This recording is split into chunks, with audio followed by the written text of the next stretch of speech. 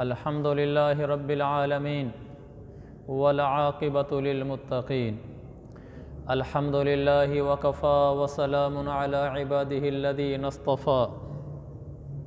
थोड़ा सा ऊँचा कर।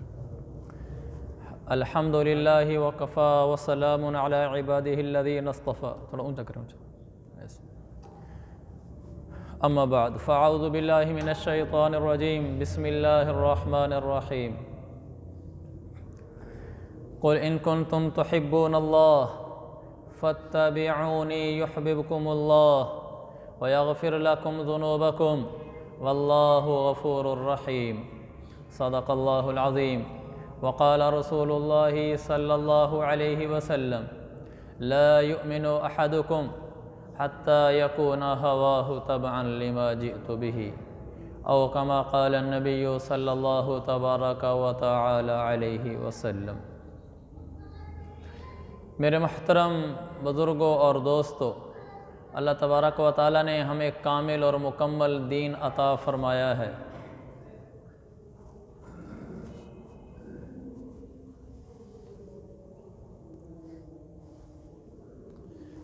ये दीन दुनिया और आखिरत की कामयाबियों का ज़ामिन है। इस दीन में अल्लाह तबारक व तआला ने वो सब कुछ रख दिया जो हमारी दुनिया में ज़रूरत है और दुनिया की खुशहाली के लिए ज़रूरत है, दुनिया की कामयाबी के लिए ज़रूरत है और आखिरत की कामयाबी के लिए ज़रूरत है। हमें इस दीन के बाद कहीं जाने की ज़रूरत नहीं है। बस हमने अपनी दुनिया अच्छी बनानी है, हमें ये दीन काफ़ी है। हमने अपनी आखिरत अच्छी बनानी है, हमें यही दीन काफ़ी है। अल्लाह का लाया हुआ निज़ाम ज़िंदगी वो कोई नाक़िस नहीं था कि हमें उसको छोड़कर कहीं और जाना है। आपने तो जो कुछ हमें बताया वो सरापा खैर था, सरापा नूर था, सरापा रहनुमा था। आपकी ज़िंदगी के सफ़र भी, हालांकि सफ़र तो एक सफ़रनामा होता है कि आदमी कहीं गया वहाँ से वापस आ गया, आपके सफ़र भी हमारे लिए मशअल राह है। आपके सफ़र भी इंसानियत को ज़िंदगी सिखाते हैं। आपके सफ़र भी हमारे लिए कामयाबी के पैगामात लाते हैं कि ऐसे करोगे तो कामयाब हो जाओगे। आपके सफ़र में हमारे लिए दुरूस और पैगामात छुपे हुए हैं। तो हम पिछले जुम्मों से अल्लाह के नबी अलैहिस्सलाम का सफ़र हिजरत बयान कर रहे हैं कि आपका सफ़र हिजरत मालूम होगा, आका की सीरत मालूम होगी। आका की सीरत मालूम होने के ज़िमन में हमें वो पैगामात मिलेंगे जिससे हमें दुनिया में रहनुमाइयाँ मिलेंगी। तो सफ़र हिजरत में हमारा वाक़या यहाँ पहुँचा था कि अल्लाह के नबी अलैहिस्सलातु वस्सलाम जब कुबा से निकले हैं मदीना जाने के लिए, क्योंकि कुबा मदीना से कोई 5-6 किलोमीटर दूर है और उस वक्त ये मदीना मुनव्वरा से बाहर एक अलग बस्ती थी, मदीना मुनव्वरा का हिस्सा नहीं था। आप कुबा से जब मदीना आए हैं, बच्चियों ने ताला अल बद्रु अलैना के अशआर पढ़े हैं, पिछले जुम्मे मैंने अर्ज़ किया था। तो सबसे पहला कबीला, पहला महल्ला जहाँ से आपने गुज़र कर आगे जाना था, यानी मदीना मुनव्वरा का आगाज़ हो गया बाकायदा, वो कबीला बनु बयाज़ा था कि आप अलैहिस्सलाम ने वहाँ से जब ऊँटनी चढ़ी ऊपर, मैंने अर्ज़ किया था, वो नीचे पहाड़ी से जो उतरी तो फिर आगे मदीने के महल्ले शुरू हो गए थे। आप अलैहिस्सलाम के दाएं बाएं आगे पीछे सब सहाबा हैं और उन्होंने आपकी हिफाजत के लिए दाएं बाएं आपका घेरा भी लिया हुआ है और फिर आपको इज़्ज़त तकरीम प्रोटोकॉल के तौर पर भी आपके साथ चल रहे हैं। आप ऊँटनी पर सवार हैं, कस्वा नाम है ऊँटनी का। जब आप पहले कबीला बनु बयाज़ा से गुज़रते हैं तो उसके 2 सरदार आ जाते हैं ऊँटनी के सामने। ज़ियाद इब्न लबीद आता है और दूसरा उरवा इब्न अम्र आता है। आकर अल्लाह के नबी की ऊँटनी की नुकेल पकड़ कर अर्ज़ करता है, या रसूल अल्लाह, तशरीफ़ लाइए, हमारे मेहमान बनिए। हर एक की ख्वाहिश थी आज मेरा घर जगमगा उठे, आज मेरा घर चमक उठे। जिसके घर में मेरे आका की तशरीफ़ आवरी हो गई उसके भाग जाग उठे, उसकी दुनिया भी बनी, आखिरत भी बनी। सारे इसको समझते थे। तो बड़े बड़े सरदार जिनके आगे लोगों की गर्दनें झुक जाया करती थीं, आज वो मेरे आका की ऊँटनी के आगे झुके खड़े हैं, ये कहने के लिए या रसूल अल्लाह हमारे पास आएँ। तो जब ज़ियाद इब्न लबीद और उरवा इब्न अम्र ने आपके ऊँटनी की नुकेल पकड़ी तो आपने फरमाया, दऊहा फ़इन्नहा मअमूरतुन, इसे छोड़ दो, इसे अल्लाह का हुक्म मिल चुका है कि इसने कहाँ बैठना है और मैंने कहाँ उतरना है। मैं आज किसका मेहमान होऊंगा ये फ़ैसला मेरा रब कर चुका है और ऊँटनी को भी पता है मैंने कहाँ बैठना है। हमारा दीन हक है, हमारा दीन सच है। ऊँटनी को क्या पता चलता है, लेकिन ये आम ऊँटनी नहीं है, ये मेरे नबी की ऊँटनी है, ये मेरे आका की ऊँटनी है। जब हुजूर सल्लल्लाहु अलैहि वसल्लम बुराक पे सवार होने लगे मेराज की रात, बुराक घोड़े और गधे की तरह का एक जानवर था और गधे और खच्चर के दरमियान का था वो।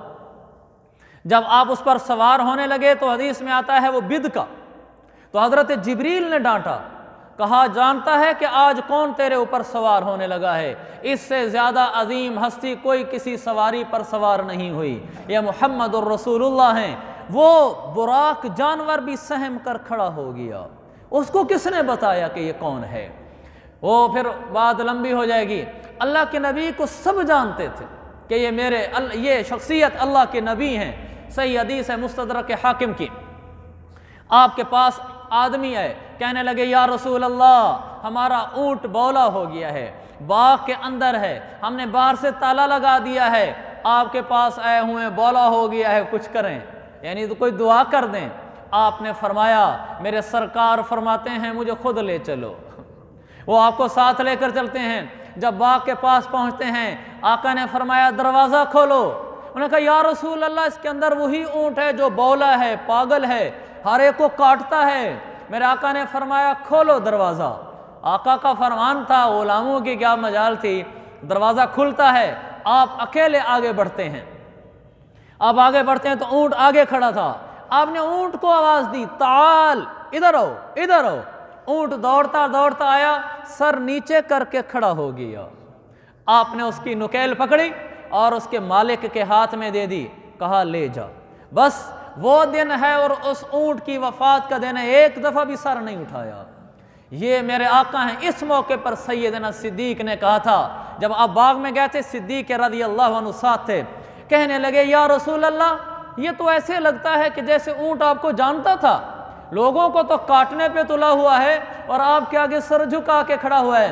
आपने फरमाया सिद्दीक, ज़मीन व आसमान के दरमियान एक भी चीज़ ऐसी नहीं है सिवाय जिन्नों और इंसानों के कि जिसको ये पता ना हो कि मैं अल्लाह का रसूल हूँ। जिन्नों और इंसानों को ईमान वाले भी होंगे, काफिर भी होंगे, दोनों तरह होंगे। लेकिन आपने फरमाया इसके अलावा इल्ला सकलैन, जिन्न और इंस के अलावा कायनात की ज़मीन व आसमान के दरमियान की हर चीज़ जानती है मुहम्मदुर रसूलुल्लाह, ये अल्लाह के रसूल हैं, इसलिए ये ऊँट गया है आगे। ऐसे तो खैर कई वाक़यात हैं, बात दूसरी तरफ निकल जाएगी। जब उन्होंने आपकी ऊँटनी की नुकेल पकड़ी तो मेरे आका ने कहा दऊहा फ़इन्नहा मअमूरतुन, इसको छोड़ दो, ये मुझे कहाँ बिठाएगी, इसको रब का हुक्म आ चुका है। आप आगे चले, फिर आगे आप पहुँचते हैं कबीला बनु साइदा में। वहाँ के सरदार बाहर निकल कर आते हैं, साद इब्न उबादा, वो आकर नुकेल पकड़ते हैं, या रसूल अल्लाह हमारे घर तशरीफ़ आवरी हो जाए, मेरे घर भी हो जाए चराहा या रसूल अल्लाह। अल्लाह के नबी की आमद से घर मुनव्वर हो जाते हैं। आपने फरमाया दऊहा फ़इन्नहा मअमूरतुन, छोड़ दो इसको, अल्लाह का हुक्म मिल चुका है, जहाँ रब का हुक्म मिला ये वहीं बैठेगी। आप अगले कबीले में जाते हैं, दाएं बाएं सहाबा हैं, इज़्ज़त का एक मंजर है। खैर जो इज़्ज़त मेरे आका को दी जा रही थी उससे तो इज़्ज़त को इज़्ज़त मिल रही थी, आका को क्या इज़्ज़त मिलनी थी। मेरे आका तो मुकर्रम हैं, मुअज़्ज़म हैं, आलीशान हैं, आली मकाम हैं, जिनकी तारीफ़ें, जिनकी सना, जिनकी हम्द रब्बे ज़ुल जलाल करे, उस नबी को हमारी तारीफ़ों की ज़रूरत नहीं है। अगर हम आपकी तारीफ़ करेंगे, हम आपकी इज़्ज़त करेंगे, हमारी इज़्ज़त बढ़ जाएगी। तो अल्लाह के नबी के दाएं बाएं वो जा रहे थे। फिर आप कबीला बनु बयाज़ा से गुजर गए, कबीला बनु साइदा से गुजर गए, आप कबीला बनुल हारिस इब्न खज़रज के पास पहुँचे तो उसके सरदार आ गए, खारजत इब्न ज़ैद आ गए, अब्दुल्ला इब्न रवाह आ गए, नुकेल पकड़ी, या रसूल अल्लाह मेहरबानी हमारे पास तशरीफ़ लाइए। आपने उनको भी यही जवाब दिया। कबीला गुजर गया। आगे जो कबीला था वो ख़ास कबीला था, कबीला बनु अदी बिन नज्जार। जब आप उस महल्ले में पहुँचे हैं, उनको बड़ा, हमारे यहाँ कहते हैं मान था, उनको बड़ा फ़ख्र था, बड़ी उम्मीद थी कि आप हमारे घर ठहरेंगे अगर हम नुकेल पकड़ लेंगे। इसलिए उनको ये मान था। अल्लाह के नबी के दादा अब्दुल मुत्तलिब, उनका ननियाल यही कबीला बनु अदी था। अब्दुल मुत्तलिब की वालदा सलमा बिनत अम्र वो मदीना की इसी कबीला की थी। तो उनको बड़ी उम्मीद थी कि अब हम आएंगे तो अल्लाह के नबी ना नहीं करेंगे। जब आपकी ऊँटनी वहाँ पहुँची है बनु अदी के पास, तो वहाँ सुलैत इब्न कैस उनका सरदार है और दूसरे कई सरदार वहाँ जमा हो गए। सब ने कहा या रसूल अल्लाह हमारे पास तशरीफ़ लें। आपने फरमाया दऊहा फ़इन्नहा मामूरा, इसको छोड़ दो, रब का हुक्म हो चुका है। अब महल्ले ख़त्म होते जा रहे हैं। आगे जब पहुँचती है ऊँटनी बनु मालिक बिन नज्जार के महल्ला में, ये वो महल्ला है जिसमें मेरे आका का ननियाल है, क्योंकि आपकी वालदा हज़रत आमना बनु नज्जार से थी, इसी कबीले से थी। जब आप वहाँ गए और ऊँटनी गई है तो वहाँ एक वीरान सी कोई जगह थी, ऊँटनी जाकर एक दफ़ा वहाँ बैठ गई, लेकिन बैठते ही उठ गई। उठकर फिर वो पीछे थोड़ी सी साइड पर होके चंद कदम चली और एक घर के सामने जाकर बैठ गई। उसमें कुछ देर बैठी, दरवाजे के सामने बैठी और फिर उठ गई। फिर उठकर वापस आई, जहाँ पहली दफ़ा एक खाली वीरान जगह में बैठी थी वहाँ आकर बैठ गई। अब की बार उस ऊँटनी ने झुरझुरी ली, गर्दन नीचे डाल दी और सुकून से बैठ गई, जिसका मतलब था मैं जिसके घर के सामने बैठ कर आई हूँ बस मेरा आका का घर वही है। जहाँ आकर मैंने पड़ाव डाल दिया है, मेरे आका की शब रोज़ यहाँ गुजरेंगे, यानी यहाँ मस्जिद बनेगी। तो जब आपकी ऊँटनी वहाँ बैठ गई तो वो जिस घर के आगे रुकी थी वो घर था हज़रत अबू अयूब अंसारी का, और ये बनु नज्जार में से थे, ये आपके ननियाल के कबीला में से थे। वो भागते भागते आए और आपका सामान उठाकर जा रहे थे। किताबों में लिखा है वो ऐसे फूले नहीं समाते थे जैसे दुनिया जहान का ख़जाना उठाकर आज अबू अयूब की गोद में रख दिया हो, वो ऐसे लेकर जा रहे थे। और रब्बे ज़ुल जलाल की कसम, दुनिया जहान के ख़जानों की कीमत कम है, मेरे नबी का कहीं पड़ोसी हो जाना, मेहमान हो जाना बड़ा है। तो अल्लाह के नबी को अपने घर ले गए, सामान रखा वहाँ, और जहाँ वो ऊँटनी आकर बैठी थी वहाँ पर आप सल्लल्लाहु अलैहि वसल्लम ने मस्जिद बनाने का कह दिया कि यहाँ मस्जिद बनाई जाए। और वहाँ मस्जिद बनना शुरू हो गई। वो जगह बिल्कुल वीरान थी, चंद कब्रें थी मुशरिकीन की, वहाँ बकरियाँ आकर बैठा करती थी। ये मौजूदा जो मस्जिद नबवी है, यहाँ पर पहले मुशरिकीन की कब्रें थी, सही बुखारी की हदीस है। और वहाँ पर ये बकरियाँ आती थी, चरवाहे वो आकर यहाँ बकरियाँ बिठा देते थे, वीरान सी जगह थी। तो इस तरह बंजर सी जगह पर जाकर ऊँटनी बैठी तो आपने फरमाया सारे मुशरिकीन की कब्रों को बराबर कर दो, बस जैसे हमारा कहते हैं ना बुलडोज़र चला दो, इसको बिल्कुल ज़मीन के बराबर कर दो। और फिर जितने दरख्त वहाँ खड़े थे, खजूर के कुछ दरख्त आपने कहा सारे काट दो, बाड़ा ख़त्म कर दो, मस्जिद बनानी है। लेकिन ये हुक्म देने से पहले आप सल्लल्लाहु तबारक व तआला अलैहि वसल्लम ने पूछा ज़मीन किसकी है। तो मुआज़ बिन अफ़रा वो कहने लगे या रसूल अल्लाह, दो यतीम बच्चे हैं सहल और सुहैल, ये उनकी है और वो मेरे ज़ेर तरबियत हैं, मैं उनको राज़ी कर लूँगा, आप बड़े शौक़ से मस्जिद फरमाएँ, मस्जिद की तामीर फरमाएँ। मेरे आका ने फरमाया वो जिसके सर पे दस्तार यतीमी वो हम सब यतीमों का सहारा। तो मेरे नबी ने कहा यतीमों का माल है, मैं ऐसे नहीं लूँगा। वो कहने लगे या रसूल अल्लाह मेरे पास रहते हैं, मैं राज़ी कर लूँगा। आपने फरमाया पैसों के बगैर यतीम का माल नहीं लूँगा, पैसे लेंगे और आपको लेने होंगे। फिर उसकी कीमत मुकर्रर की गई, हज़ारों दिरहम बनी। सैयदना सिद्दीक़ ने वो कीमत अदा की और आपने कहा कि हाँ अब ये काम शुरू करो।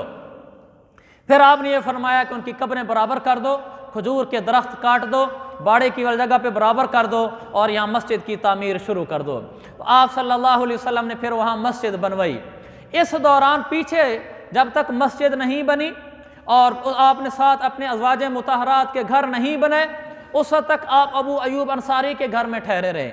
आप उनके घर में ठहरे रहे 11 महीने और चंद दिन, 1 साल पूरा आप अबू अयूब अंसारी के घर में ठहरे रहे। इनका घर कहाँ था? मौजूदा नक्शा आप देखें, बाबुल सलाम से आप दाखिल होते हैं और बाबुल बकी से बाहर निकलते हैं। जब बाबुल बकी से आप बाहर निकलें, मसलन हमारा सामने वाला दरवाज़ा बाबुल बकी है, आप बाहर निकलते ही यूँ तिरछा चले जाएं उस जगह की तरफ जहाँ से आदमी जन्नतुल बकी में दाखिल होने के लिए चढ़ाई चढ़ता है। तो जब अब बाबुल बकी से बाहर निकल कर यूँ तिरछे जा रहे होंगे तो बाबुल बकी से बाहर निकलते ही चंद गज़ के फासले पर दाएं हाथ पर अबू अयूब अंसारी का घर था। यहाँ से अल्लाह के नबी रोज़ाना आया जाया करते थे जब तक आपके अपने घर नहीं बने थे। 11 महीनों में आपके अपने घर भी बन गए तो फिर आप यहाँ शिफ्ट हो गए। मैं चंद बातें यहाँ बताना चाहता हूँ जिसने रोंगटे खड़े कर दिए। तारीख़ का भी कमाल है, उसने ये कुछ महफूज किया।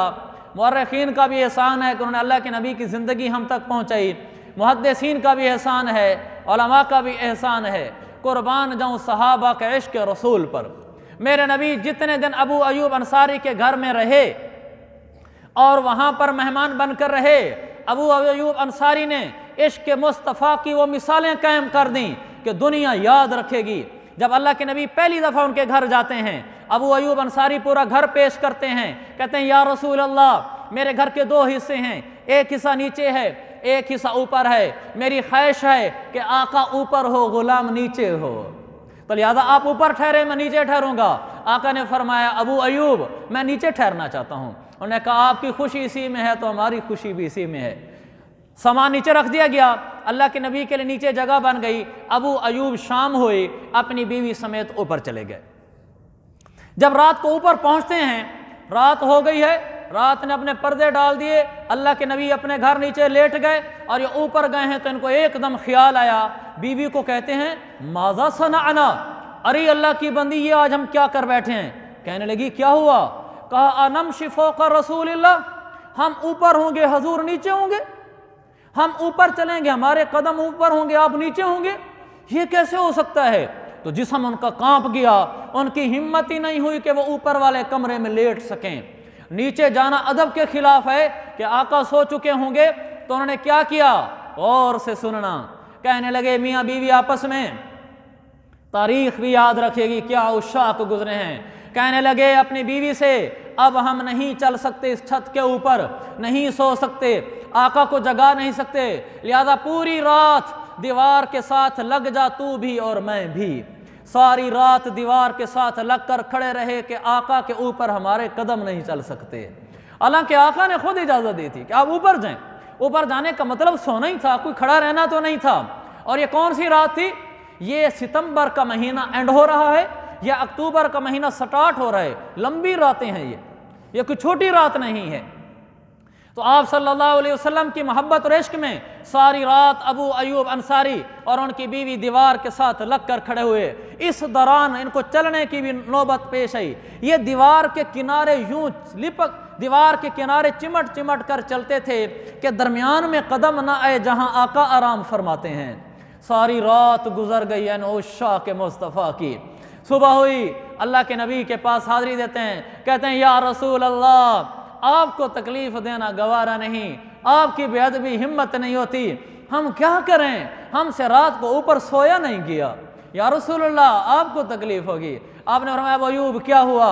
कि या रसूल अल्लाह आपका ख्याल आता था, कदम आगे नहीं बढ़ता था, सारी रात दीवार से लग के गुजर गए, आपकी बेअदबी गवारा नहीं। आपने फरमाया अबू अयूब हव्वन अलैक, नरमी कर अपने ऊपर, इतनी सख्ती न कर, सो जाया कर ऊपर, हमें नीचे सहूलत है, आने जाने वाले मिलते हैं। तो फिर उन्हें कहा या रसूल अल्लाह, जहां आप राजी वहीं हम राजी, जो यार के दिल में आए वही सर तस्लीम खम है, जो मिजाज यार में आए, जो आप कहेंगे सर तस्लीम खम है। फिर ऊपर रहना शुरू हो गए। कुछ दिन और बढ़े, सर्दियाँ शदीद हो गई। जब सर्दियाँ शदीद हुई, किताबों में इतना लिखा फी लैलतिन बारिदा, सख्त सर्दी की रात थी।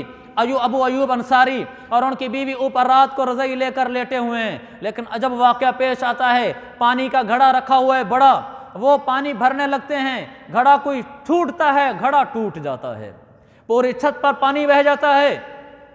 ये एकदम कांप जाते हैं, मट्टी की छत है, ये नीचे पानी टपक जाएगा, मेरे आका के बदन पे एक कतरा भी गिर गया तो हमें बर्दाश्त नहीं है। फौरन उठते हैं मियाँ बीवी, अपनी रज़ाई उठाते हैं, जहाँ पानी फैलता है वहाँ रज़ाई रखते हैं, पानी चूस लेते हैं। फिर दूसरी जगह पानी है, वहाँ रज़ाई रखते हैं, पानी चूस लेते हैं। सारे पानी पे डाल डाल के पूरी रज़ाई गीली कर दी। शदीद सर्दियों की रात में अबू अयूब अंसारी उनकी बीवी ऐसे कांपते कांपते रात गुजारते हैं कि रज़ाई तो पूरी गीली हो चुकी है, वो ऊपर डालने के काबिल नहीं, इतनी सख्त सर्दी में लेटा नहीं जा सकता। सारी रात ये दो तन दो मन ऐसे कांप के गुजार गए। सुबह फिर हाजिर हो जाते हैं, या रसूल अल्लाह आपकी बेअदबी गवारा नहीं है। अबू अयूब क्या हुआ। कि या रसूल अल्लाह रात पानी बह गया था, हमें ख्याल हुआ कहीं आप पर ना कतरे टपकना शुरू हो जाएं, हमने रात तो कवर कर लिया उसको, फिर कभी कोई ऐसी बात हो जाए तो आपको तकलीफ ना हो। मेरे आका ने देखा ये सही आशिक मुस्तफ़ा है, इस बेचारे को मेरी ज़रा भी तकलीफ गवारा नहीं है। आपने फरमाया अबू अयूब हम ऊपर रहेंगे तुम नीचे रहो। फिर अल्लाह के नबी ऊपर शिफ्ट हो गए और वो नीचे रहने लगे। मेरे भाइयों ये इश्क है, ये हुब्ब रसूल है, ये ग़ुलामी मुस्तफ़ा है, ये इश्क मुस्तफ़ा है। नबी पर सब कुछ कुर्बान करना ये जानते हैं, सारी रातों को दीवार से चिपक कर गुजारना जानते हैं, अपनी रज़ाइयों को गीला करके सोना जानते हैं। ये वो लोग हैं जो हुज़ूर के लिए सब कुछ लगाए बैठे हैं। इश्क मुस्तफ़ा ये था और हमें भी ये पैगाम है उसी इश्क मुस्तफ़ा का। शुआरा भी आते रहे, मुअर्रिखीन भी आते रहे, अल्लाह के नबी के इश्क पर लिखते रहे, बहुत कुछ लिखा गया। लेकिन एक शायर ने बड़े सादा अशार में अल्लाह के नबी के इश्क में डूबकर वो सादे अशार लिख दिए, जिसने बड़े बड़े कलमदारों को, कलमदानों को, तहरीरदानों को, नुक्तादानों को, शुआरा को, फुसहा को पीछे छोड़ दिया। अल्फाज में नहीं, उसके अंदर की कैफियत में उसने क्या अशार लिखे। और वो ये सोचता है काश मैं अल्लाह के नबी के ज़माने में होता तो मैं आपके लिए ये करता, मैं ये करता। वो कहता है सोचता हूँ मैंने तब जन्म लिया होता, जाने फिर मैं क्या से क्या हुआ होता। चांद होता मैं तेरे ज़माने का, तेरे हाथों से मैं बटा होता। पानी होता वहाँ के चश्मों का, तेरे कदमों पे बह गया होता। टुकड़ा होता मैं एक बादल का, साथ तेरे घूमता होता। शजर होता खजूर का कोई, जिसका फल तूने खा लिया होता। आगे कहता है तेरे हुजरे के आस पास कहीं, तेरे हुजरे के आस पास कहीं मैं कोई कच्चा सा रास्ता होता। खाक होता मैं तेरी गलियों का, तेरे कदमों को चूमता होता। कतरा होता मैं तेरे आंसू का, गम उम्मत में बह गया होता। फिर कहता है एक शेर, जिस शेर को समझने के लिए पहले थोड़ा सा पीछे जाते हैं। हज्जतुल वदा में अल्लाह के नबी ने जब हज किया, हाजी ने कुर्बानी करनी होती है, आपने 60 ऊँट कुर्बान किए, 100 ऊँट आपने कुर्बान किए।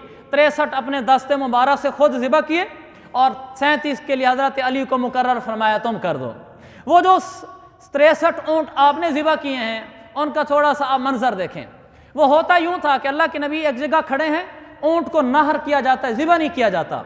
यानी ऊँट को यहाँ गर्दन में छुरा घोंपा जाता है, जिससे वो तड़प के नीचे गिरता है और उसी को ज़िबा करना शुमार करते हैं।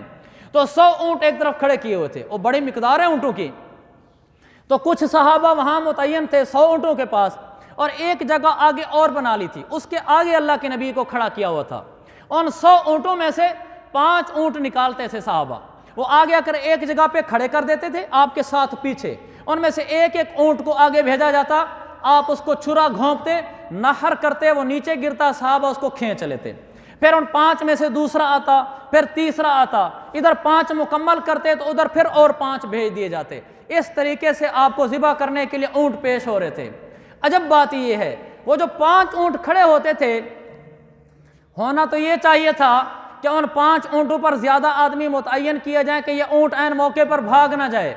उन 5 में से जब एक ऊँट अल्लाह के नबी के पास आता नहर होने के लिए, गौर से सुनना, पीछे जो 4 ऊँट बचते थे जो लाइन में खड़े होते थे, पिछला ऊँट अगले ऊँट को गर्दन मारकर आगे आता था पहले नंबर पर कि पहले मेरा नंबर है ज़िबा होने के लिए। ये 4 ऊँट ऐसे कुश्ती करते थे। फिर वो जो आ जाता था, 3 बचते थे, वो 3 लड़ते थे, वो गर्दन मारकर आगे आता था, किसी सहाबी को पकड़ कर देने की नौबत ही नहीं आई। वो ऐसे आते थे, मेरे नबी के हाथों ज़िबा होके कामयाब हो जाते थे। इस पर उस शायर ने आखिरी शेर कहा, मैं शुतर होता उन 63 में, तेरे हाथों नहर हो गया होता। कि उन 63 में कोई मेरा नाम भी आ जाता, तेरे हाथों ज़िबा हो गया होता, तड़प गया होता। मेरे अजीज़ भाइयों, ये हमारा नबी है जिससे इश्क करना, जिससे मोहब्बत करना हमारे दीन का हिस्सा है। अब मैं उसके अशार आपको दोहराता हूँ, आप देखें उसका क्या अंदर की कैफियत होंगे, क्या उसके जज्बात होंगे। कहते सोचता हूँ मैंने तब जन्म लिया होता, जाने फिर मैं क्या से क्या हुआ होता। चांद होता मैं तेरे ज़माने का, तेरे हाथों से मैं बटा होता। पानी होता मैं वहाँ के चश्मों का, तेरे कदमों पे बह गया होता। टुकड़ा होता एक बादल का, साथ तेरे में घूमता होता। शजर होता खजूर का कोई, जिसका फल तूने खा लिया होता। तेरे हुजरे के आस पास कहीं मैं कोई कच्चा सा रास्ता होता। खाक होता मैं तेरी गलियों का, तेरे कदमों को चूमता होता। कतरा होता मैं तेरे आंसू का, गम उम्मत में बह गया होता, शुतर होता उन 63 में, तेरे हाथों नहर हो गया होता। व आखिर दावाना अनिल हम्दुलिल्लाहि रब्बिल आलमीन।